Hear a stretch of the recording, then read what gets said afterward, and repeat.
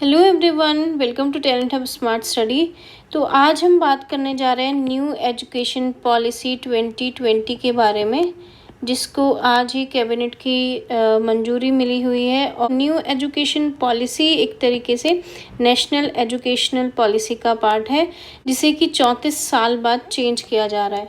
तो इसके कुछ इम्पॉर्टेंट पॉइंट्स मैं आपको बताऊंगी। मैं एक एक करके आपको उसके सारे इम्पॉर्टेंट पॉइंट्स बता रही हूँ, और इसे काफ़ी अहम माना जा रहा है हायर एजुकेशन की अगर हम बात करें, या फिर अगर हम स्कूल्स के एजुकेशन की बात करें, हायर एजुकेशन की बात करें, तो इसमें काफ़ी ज़्यादा चेंजेस किए गए हैं। तो ये बहुत ज़्यादा इम्पॉर्टेंट है, एग्जामिनेशन पॉइंट ऑफ व्यू से भी काफ़ी ज़्यादा इम्पॉर्टेंट है। तो चलिए इसको शुरू करते हैं। तो इसमें जो मेन इंपॉर्टेंट पॉइंट्स हैं उसको मैंने यहाँ पे लिखा हुआ है। तो पहला है name of HRD ministry change. तो एचआरडी मिनिस्ट्री का जो नाम है उसे बदलकर अब एजुकेशन मिनिस्ट्री कर दिया गया है। तो ये भी एक काफ़ी अहम चीज़ है, काफ़ी इंपॉर्टेंट पॉइंट है कि एचआरडी मिनिस्ट्री का नाम बदल दिया गया। इसके अलावा है e courses will be developed in 8 regional languages, यानी कि 8 रीजनल लैंग्वेजेस में अब ई कोर्स डेवलप किए जाएंगे, जो कि काफ़ी ज़्यादा हेल्पफुल होंगे। इसके अलावा वर्चुअल लैब बनाने की बात की जा रही है। Multi disciplinary education in IITs, जो IITs हैं यानी कि इंडियन इंस्टीट्यूट ऑफ टेक्नोलॉजी, उन्हें एक तरीके से होलिस्टिक अप्रोच लेने के लिए कहा गया है और मल्टी डिसिप्लिनरी एजुकेशन को बढ़ावा देने के लिए कहा है, जिसमें आर्ट्स और ह्यूमैनिटी को भी जगह मिलेगी। इसके अलावा है music, arts and literature to be taught in all colleges. तो सारे जो कॉलेजेस हैं उसमें म्यूज़िक, आर्ट और लिटरेचर को जगह मिलेगी। इसके अलावा है aim to become multi disciplinary institution, यानी कि मल्टी डिसिप्लिनरी इंस्टीट्यूशन बनाने की बात की जा रही है। 2040 तक, बाई 2040 ये कहा जा रहा है कि जितने भी हायर एजुकेशनल इंस्टीट्यूट हैं उनको मल्टी डिसिप्लिनरी इंस्टीट्यूट बनाया जाए। इसके अलावा एक और पॉइंट है जो इम्पोर्टेंट है, वो है UG colleges to be more autonomous. तो यूजी कॉलेज हैं यानी कि जो अंडर ग्रेजुएट कॉलेजेस हैं उनको, उनकी ऑटोनॉमी की बात हो रही है, उन्हें ज़्यादा ऑटोनमस बनाने की बात है यहाँ पे। अब आते हैं हम और कुछ इम्पॉर्टेंट जो बिंदु हैं उस पर। तो इसमें है सिंगल कॉमन एंट्रेंस एग्ज़ाम। तो ये भी एक काफ़ी मेजर चेंज हो सकता है। तो सिंगल कॉमन एंट्रेंस एग्ज़ाम, ये कहा गया है कि जो हायर एजुकेशन इंस्टीट्यूट है उनमें एक कॉमन एंट्रेंस एग्ज़ाम करने की बात की जा रही है, जो कि पूरे देश में एक होगा। और लेकिन ये जो एग्ज़ाम है ये ऑप्शनल है, ये मैंडेटरी नहीं है। तो ये इसमें एक ख़ास बात है कि ये ऑप्शनल है, ये मैंडेटरी नहीं है।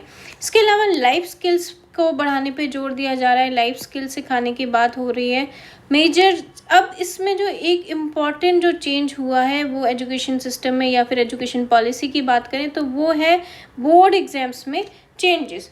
तो बोर्ड एग्जाम्स को में ये कहा गया है कि अभी तक का जो एग्ज़ाम्स होते हैं एक तरीके से वो आपको रट्टू तोता बनाने वाली बात हो रही है, कि रोट लर्निंग को बढ़ावा देते थे। लेकिन अब जो बातें की जा रही है कि बोर्ड एग्ज़ाम्स ऐसे कराएं जो कि आपकी जो नॉलेज है, जो उसका ज्ञान है, उसके एप्लीकेशन पे वो जोर दे, ना कि एक तरीके से रटने की प्रथा को, यानी कि रोट लर्निंग पे जोर ना दे। आपकी जो नॉलेज है उसे आप उसका एप्लीकेशन कैसे करें उस पे जोर दें।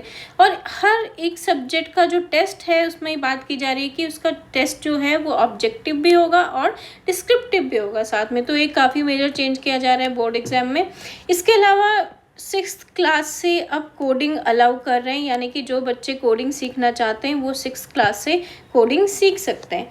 अब एक इसमें मेजर चेंज ये हुआ है 5+3+3+4 सिस्टम की बात हो रही है। तो अभी तक का जो सिस्टम था वो था 10+2 सिस्टम।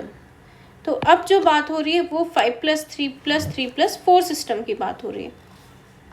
तो इस सिस्टम में जो 5 है, यानी कि 5 ईयर्स, फर्स्ट 5 ईयर्स, स्टार्टिंग के 5 ईयर्स, इसको बोला गया फाउंडेशन स्टेज। तो इसमें है 3 years of pre primary stage plus class 1 and 2। तो 3 साल प्री प्राइमरी के हो जाएंगे इंक्लूड, प्लस क्लास 1 + 2। तो इस तरीके से 5 साल हो गए। तो ये 5+3+3+4 सिस्टम का जो पहला 5 ईयर्स है। इसके अलावा अब हम आते हैं नेक्स्ट इसके 3 ईयर्स पे। तो नेक्स्ट जो 3 ईयर्स हैं वो है प्रिपरेटरी स्टेज। तो इसमें क्लास 3 to क्लास 5 की बात हो रही है, तो क्लास 3 to 5 इसमें आएंगे। उसके अलावा अगर हम आए नेक्स्ट के 3 इयर्स पे, तो नेक्स्ट के जो 3 इयर्स हैं वो मिडिल स्टेज हैं, इसमें आएंगे क्लास 6 to क्लास 8। और इसके बाद आएगी सेकेंडरी स्टेज, यानी कि ये जो 4 स्टेज हैं 4 इयर्स हैं, ये सेकेंडरी स्टेज में आ जाएंगे। इसमें आएगा class 9th to class 12th। तो ये है 5+3+3+4 सिस्टम। तो ये भी एक तरीके से हम कह सकते हैं काफ़ी ज़्यादा मेजर एक चेंज है नेशनल एजुकेशन पॉलिसी में, जिसमें कि 4 स्टेज बना दिए गए हैं, फाउंडेशन स्टेज, प्रिपरेटरी स्टेज और मिडिल स्टेज और सेकेंडरी स्टेज। अब हम आते हैं, ये भी एक इम्पॉर्टेंट चेंज है कि not any rigid formation of streams. तो अभी तक आप जैसे देखते होंगे कि स्ट्रीम्स लेते थे लोग, art stream, commerce stream, science stream. तो अब ये बोला गया है कि स्कूलों को ऐसे कोई स्ट्रीम्स का फॉर्मेशन करने की ज़रूरत नहीं है। जो बच्चे हैं वो अपने अकॉर्डिंग कोई सा भी कोर्स चूज़ कर सकते हैं, यानी कि जो स्ट्रीम्स का फॉर्मेशन है वो होना ज़रूरी नहीं है। अब हम आते हैं फ़ी टू बी रेगुलेटेड। तो फीस के रेगुलेशन की बात की गई है, यानी कि जो हायर एजुकेशन की फ़ीस है उसको रेगुलेट करने की बात की है। इसके अलावा एक और जो इम्पोर्टेंट स्टेप लिया गया है वो है डिसकंटिन्यूएशन ऑफ एमफिल। तो अब एमफिल का डिसकंटिन्यूएशन हो जाएगा, एमफिल अब ख़त्म हो जाएगा।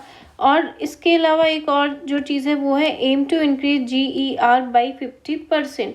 तो GER मतलब होता है कि ग्रॉस एनरोलमेंट रेशन, तो इसको 2035 तक इसको 50% करने की बात की जा रही है।